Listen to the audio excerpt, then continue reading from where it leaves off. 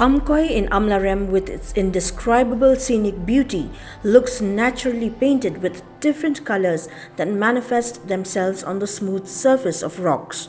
People lived sparsely in and around this particular place that was established in the year 1785. Later, the Lyngdoh priest of Nongbareh called the residents of Amkoi for ritualistic matters or indigenous practices.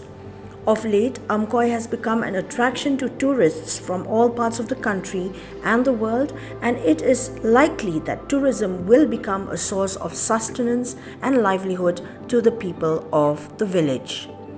Our team's recent visit to the place made it possible for a meeting with members of the Amkoi Agro and Eco-Friendly Tourism Promotion Development Society Limited. While informing about the place, the secretary of the society and also of the Dorbashnong Amkoi, Barsan El Poti, said that it was quite some time back that the Dorbar had posted pictures of the place on social media so that more people would come to know of Amkoi, and ultimately it turned out to be a huge hit. Poti also added that the village authorities had taken up the initiative to write to the tourism officer of West Jaintia Hills to seek permission for the place to be included in the tourism map of the state. Though the road still needs attention of the authorities, yet there is a flow of visitors to the place. Kolong hisa ka jingkar khu ka bakrao bai ban biang sin ban promote ya kanega tourist spot jongi hapo ka sliang te nagaliang jongi kon ka tourism depot hapo ka song Amkoi given pawo ching sibun ya ki nong song nang kong ki para samla bat kwe ki nong trai jonga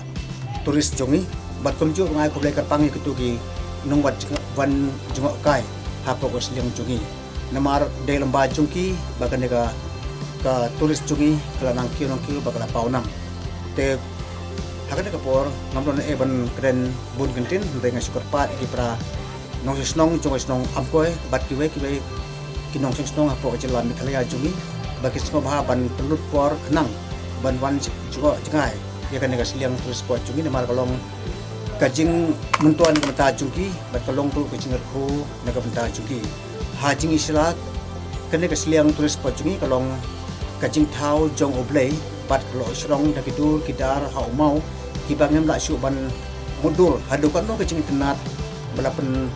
mangkerpang da oblei na ka benta chungi te komta manta ka song stang hangi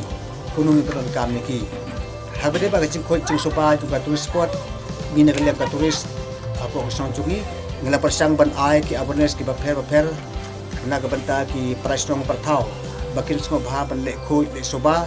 bat sko bharu ban yada ya ka me mariang ba i chungi namar ba ye ke ne ke baro ngriyo de lamba ka jing kho jong ble kumta ingar pat ye phi baro knong wan chu kai parthai sepo ka sliang tur spot chungi ba phir sko bha ban long ki brio ki ba le khoi le soba khnang ba phinam ben jabo ya ke ki mariang ki ba ble ulak ai karpang nagabanta chungi bat hagwe ke bantaru ngarpat ki nong wan chung kai ba anda ke lawan hakis nong jungi sha Amkoi anda ke lapoh Nongbareh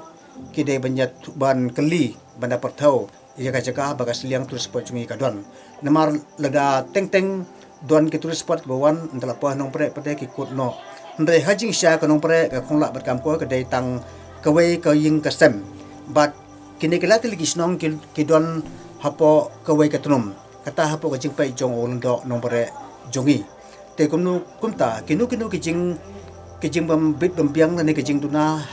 hakaliang ki jing batai le ke baro ki de banja thu yangi kinu kum ki trai snong jong astam ko khnang ban mi kinu jing kulmar hadin habot ma teng don ki briu ki besim kabu ban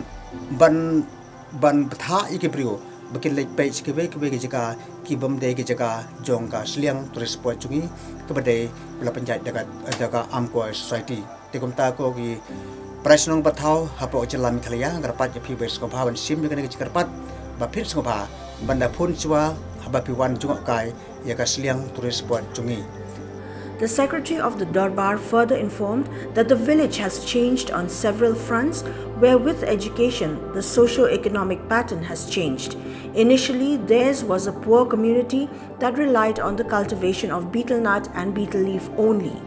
The place does not allow for the cultivation of broomstick, though the cultivable land is plenty, as this activity usually makes the land very dry, considering that the village is also struggling with water problems. On behalf of the Darbar Shillong Amkoi, Poti made an appeal to the government to provide financial assistance towards construction of footpaths, toilets and water connection in the tourist spot for visitors for their ease and convenience while at Amkoi. Poti also admitted that it will take a long way to achieve their dream, but also reiterated the fact that with some orientation and reorganization, tourism can become a source of livelihood for the villagers.